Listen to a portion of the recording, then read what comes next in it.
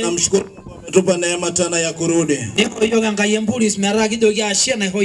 Na wakati huu tutakwenda kusoma neno la Mungu. Naomba usiondoke, sikiliza neno la Mungu.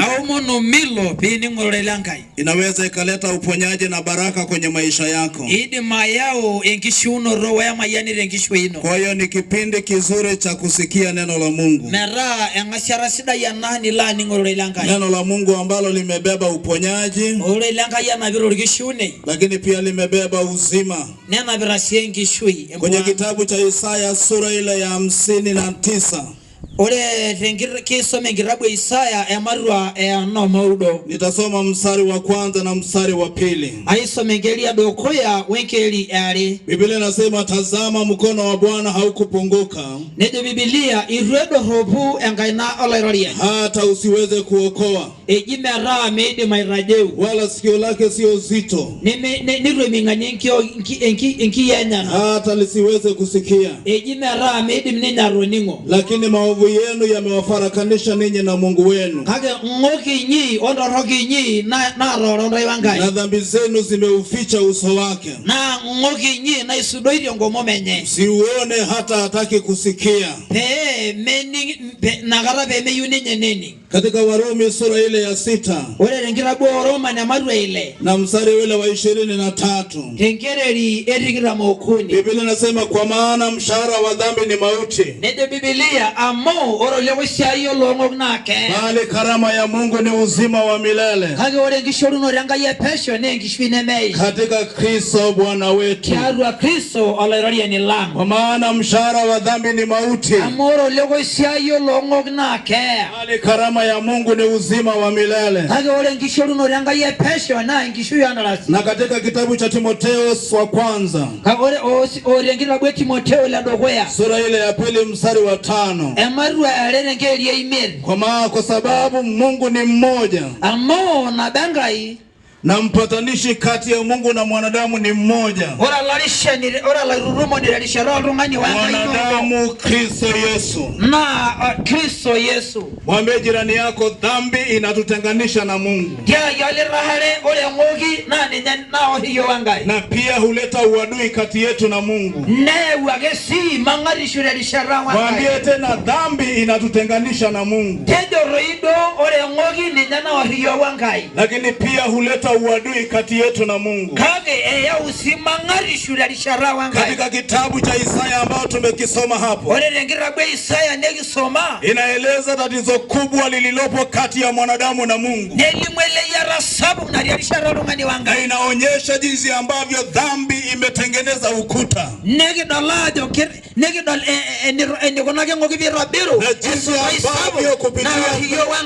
na jinsi ambavyo kupitia dhambi mwanadamu amekosa kuwa karibu na Mungu, kwamba dhambi imemfarakanisha mwanadamu na Mungu wake. Biblia inatuambia kwenye kitabu cha Mwanzo, hapo Mungu alipomuumba mwanadamu, kwamba kulikuwepo na ushirika kati yake na mwanadamu. Biblia inasema kila siku Mungu alikuwa anamtembelea Adamu, kulikuwepo na ushirika wa karibu kabla mwanadamu hajatenda dhambi.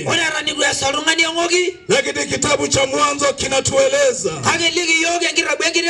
jinsi ambavyo mwanadamu aliasi sheria ya Mungu, jinsi ambavyo shetani alimdanganya mwanadamu na akavunja maagizo aliyopewa na Mungu. Na baada ya kukosea mbele za Bwana, Biblia inasema ule ushirika uliokuwepo ulivunjika, na uadui ukatokea katikati yao. Biblia inasema Mungu akamfukuza mwanadamu, Mungu akamuondoa kwenye shamba la Eden. Alimfukuza kwa sababu kuna uadui uliotokea. Mungu hakuwa na ushirika na uhusiano na yeye tena. Kwa hiyo akamuondoa kwenye lile eneo. Na Biblia inaniambia Mungu akaweka ulinzi kwenye ile bustani. Kulikuwepo na maserafi na makerubi waliozunguka kulinda lile eneo, ili mwanadamu asiweze kukanyaga tena kwenye lile eneo zuri ambalo alikuwa nalo mwanzoni, kwenye lile eneo ambalo alifurahia maisha, kwenye lile eneo ambalo kila kitu kilikuwa chema. Kwa hiyo alipoondolewa na kulindwa lile eneo, Biblia inasema mwanadamu akaanza kuhangaika mwenyewe, akaanza kuteseka kwenye swala la maisha. Na tunaona jinsi ambavyo dhambi ile imesababisha madhara makubwa katika maisha ya mwanadamu. Dhambi ikaendelea kutesa maisha ya watu, na watu wakawa wako mbali na Mungu, na watu wakakosa ule ushirika, na watu wakaingia kwenye mateso mbalimbali. Mateso hayakuwepo kwa mwanadamu, shida hazikuwepo kwa mwanadamu, lakini kwa sababu ya swala la dhambi ikamweka mbali na msaada wa Mungu, na watu wengi wakatafuta msaada mwingine. Ndipo wengine wakatafuta miungu mbalimbali, ndipo wakatafuta miungu na waganga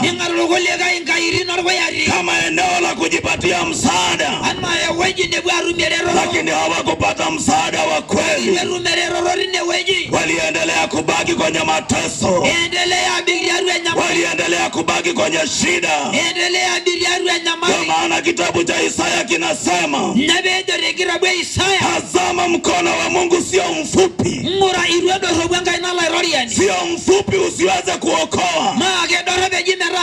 Mkono wake ni mkono wenye nguvu, mkono wake ni mkono wenye wokovu, unaweza kumuokoa mwanadamu kwenye shida, unaweza kumuokoa mtu kwenye mateso, lakini inashindikana kwa sababu moyo wa mwanadamu umehama kwa Mungu wake. Wengi wameandamia vitu vingine vilivyo kinyume na Mungu wetu. Ile dhambi ikatutenga. Anasema sikio lake sio zito hata nisiweze kusikia. Kwa hiyo ile dhambi imemfanya Mungu akawa mbali,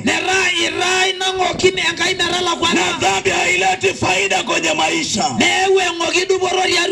Dhambi matokeo yake ni madhara, kama ambavyo inatutenga na Mungu, kama ambavyo inaweka msaada wa Mungu mbali. Mateso yake ni mengi kwenye maisha yetu, na tunaona tangu kwenye Agano la Kale. Naposoma kwenye kitabu cha Mwanzo, mhubiri alituhubiria siku ya kwanza jinsi ambavyo wanadamu waliongezeka duniani na wakaendelea kufanya dhambi. Biblia ikasema Mungu akajuta kumuumba mwanadamu, lakini akasema roho yangu haitashindana milele na mwanadamu. Na kwa sababu ya dhambi za watu, kwa sababu ya dhambi za ulimwengu, Biblia inasema ulimwengu wa Nuhu uligharikishwa. Si kwa sababu ya kitu kingine, ni kwa sababu ya dhambi. Biblia inasema dunia imejaa dhuluma. Biblia inasema kila mtu amejiharibia njia zake, wamefanya mambo mengi yasiyompendeza Bwana, na Mungu akaacha kuhusiana na maisha ya mwanadamu. Na Biblia inasema Nuhu akapata neema. Maana yeye alitengeneza mahusiano yake na Mungu. Yeye aliondoa dhambi isiwe kizuizi. Na akawa na urafiki na Mungu. Na uadui haikuwepo kati yake na Mungu. Lakini hawa watu wengine wote waliojifurahisha kwenye dhambi, waliojifurahisha kwenye uovu, Biblia inasema wote waliangamia. Ni Nuhu tu ndiye aliyesalimika. Lakini wengine wote walikufa. Maana tumesoma kwenye kitabu cha Warumi, anasema mshahara wa dhambi ni mauti. Kila dhambi aitendayo mwanadamu imebeba mauti. Malipo yake ni kifo. Kifo tu cha kuondoka kwenye mwili huu. Biblia inasema kuna kifo ya pili, ambayo ni kutupwa kwenye ziwa la moto milele. Baada ya mwanadamu kufanya uovu, maisha yake yakawa na kikomo. Maisha ya mwanadamu yakapunguzwa, na maisha aliyobaki nayo, Ayubu anasema mwanadamu aliyezaliwa na mwanamke siku zake sio nyingi, lakini pamoja na uchache wa siku zake, hizo siku zimejaa taabu, kama ambavyo tunaweza tukashuhudia leo. Aishi kwenye mateso ambayo yako mbalimbali kwenye maisha ya watu. Kuna shida mbalimbali ambayo watu wanapitia, lakini nakukumbusha jioni ya leo ya kwamba nimekuja na habari njema. Biblia inasema kuna mpatanishi.